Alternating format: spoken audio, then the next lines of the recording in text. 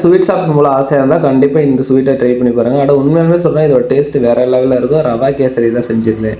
மறக்காமல் நம்ம பேஜை ஃபாலோ பண்ணிட்டு வீடியோ சேவ் பண்ணி வச்சுட்டு வாங்க இப்போ செய்யலான்னு பார்த்துடலாம். அதுக்கு முதல்ல நம்ம பேஜை நிறைய பேர் பார்த்துட்டு தான் இருக்கீங்க. ஜஸ்ட் ஒரு ஃபாலோ பட்டனை மட்டும் தட்டி விட்டு போயிருங்க. இது கூட பார்த்தீங்கன்னா நெய் சேர்த்துக்கோங்க, 2 ஸ்பூனு நெய் சேர்த்துட்டு அதுக்கப்புறம் பார்த்தீங்கன்னா கோதுமை ரவையை வந்து நல்லா வறுத்துக்கலாம் வாசனை வர வரைக்கும். இது கூட பார்த்தீங்கன்னா 1 கப் ரவைக்கு 3 கப் டம்ளர் தண்ணி வந்து சேர்த்துக்கலாம். இது நல்லா வேகட்டும், மூடி போட்டு வேக வச்சுருங்க. இந்த வீடியோ பார்த்து முடிக்கிறதுக்குள்ளேயே பார்த்தீங்கன்னா இடையில வந்து பார்த்தீங்கன்னா நம்மளோட பேஜை போய்ட்டு விசிட் பண்ணி பாருங்கள், வீடியோஸ்லாம் எப்படி இருக்குன்னு சொல்லிட்டு.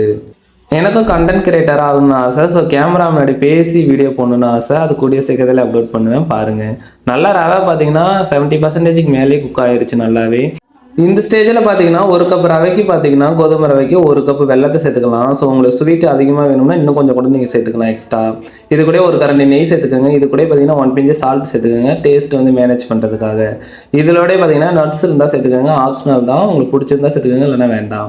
ஏலக்காய் பவுடர் போட்டு இறக்கிட்டிங்கன்னா செம்ம டேஸ்ட்டாக இருக்கும். கண்டிப்பாக இதை ட்ரை பண்ணி பாருங்கள், ரிச்சாகவும் இருக்கும். ஸோ இந்த மாதிரி டிஃப்ரெண்டான வீடியோஸ் பார்க்கறதுக்கு நம்ம பேஜை கொஞ்சம் ஃபாலோ பண்ணிக்கோங்க.